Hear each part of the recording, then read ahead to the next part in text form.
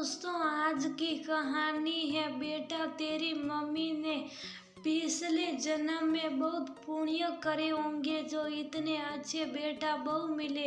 दोस्तों, कहानी शुरू करने से पहले अगर आपने चैनल को सब्सक्राइब नहीं किया हो तो कर लीजिए ताकि आपके पास पहुंच सके हर नया वीडियो।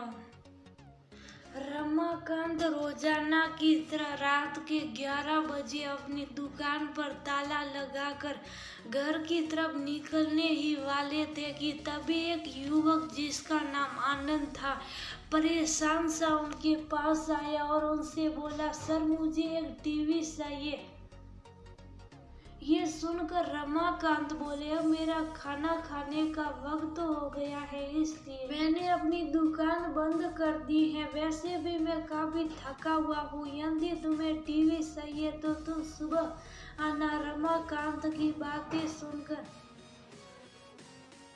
आनंद उससे हाथ जोड़कर बोला, सर मुझे टीवी इसी वक्त चाहिए। मैं कल सुबह तक टीवी के लिए इंतजार नहीं कर सकता। कमाल के आदमी हो तुम, क्या एक दिन बगैर टीवी के नहीं रह सकते? जरूर तुम्हारी पत्नी ने तुमसे इस वक्त टीवी लाने की जिद की होगी, तभी तुम इतनी जिद कर रहे हो। आजकल की बहू होती ही ऐसी है, ना समय देखती ना किसी का लिहाज करती, बस अपनी जिद पूरी करने की ठान लेती है।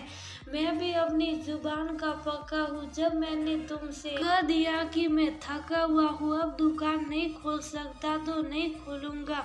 तुम सुबह आना और टीवी ले जाना। रमाकांत ने थोड़े गुस्से में आनंद से कहा तो आनंद मुस्कुराते हुए बोला, सर मैं भी अपनी जुबान का पक्का हूँ। मैं अपनी माँ से वादा करके आया हूँ कि मैं अभी उनके लिए टीवी लेकर आऊंगा। सर कुछ साल पहले एक दुर्घटना में मेरे पापा और भाई की मौत हो गई थी, जिसके कारण मेरी मम्मी उन्हें याद करके हर वक्त रोती रहती थी। मैंने और मेरी पत्नी ने उन्हें बहुत समझाया, परंतु वो हमारी बात मानती ही नहीं थी। एक बार मेरे एक डॉक्टर दोस्त ने उन्हें रोते हुए देखकर मुझे बताया, यदि इनका ध्यान किसी और बांट दिया जाए तो शायद इनका दुख कम हो जाए। उसने मुझसे मम्मी के पसंदीदा शौक के बारे में पूछा। जब मैंने उसे बताया कि मम्मी को टीवी देखने का बहुत शौक था, परंतु पापा और भैया के जाने के बाद उनका ये शौक छूट गया, तब उसने मुझे मम्मी के कमरे में टीवी लगाने को कहा। दोस्त के कहने पर मैंने मम्मी के कमरे में टीवी लगा दिया था। पहले तो वह टीवी देखने में आनाकानी करने लगी, परंतु बाद में मेरे काफ़ी जिद करने पर वह मेरे साथ बैठकर टीवी देखने लगी थी, जिससे उनका दुख धीरे धीरे काफ़ी कम हो गया था। तब मैंने रात की सांस लिया। जब मैं ऑफिस से वापस घर आया तो मेरी पत्नी ने मुझे बताया कि मम्मी का टीवी खराब हो गया। तब मैंने सोचा, यदि आज टीवी नहीं चला तो मेरी माँ कहीं पापा और भाई को याद करके फिर से रोने ना लगे, इसलिए मैंने मम्मी से वादा किया, मम्मी आप रोना मत, मैं अभी आपके लिए टीवी लेकर आता हूँ। तब मम्मी ने मुझे रोकने की कोशिश की, परंतु मुझे बड़ी मुश्किल से मम्मी को दुख से छुटकारा दिलाने का रास्ता मिला था। इसलिए मैं आपकी दुकान पर टीवी लेने चला आया। सर मेरी पत्नी जिद्दी नहीं है, उसे तो मम्मी की सेवा करने और घर के काम करने से ही फुर्सत मिलती।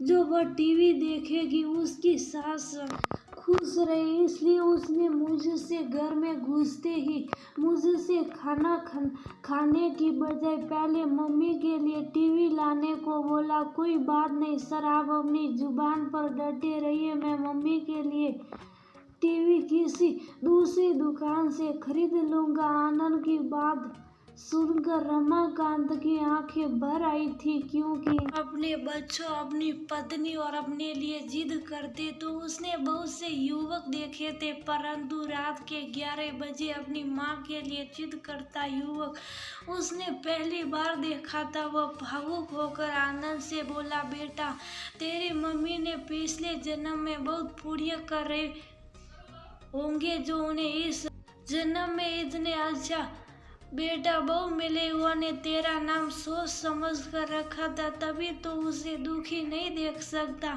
क्योंकि तेरा तो नाम ही आनंद है। मैं अभी दुकान खोलकर तुझे टीवी देता हूँ, क्योंकि मैं भी तुम्हारी तरह अपनी माँ से बहुत प्रेम करता हूँ। मैं भी अपनी माँ की आंखों में आंसू नहीं देख सकता। आज माँ की खातिर मैं अपनी जुबान से मुकर रहा हूँ। ये कहकर वह ने दुकान खोलकर आनंद को खुशी खुशी अनेक आशीर्वाद देते हुए टीवी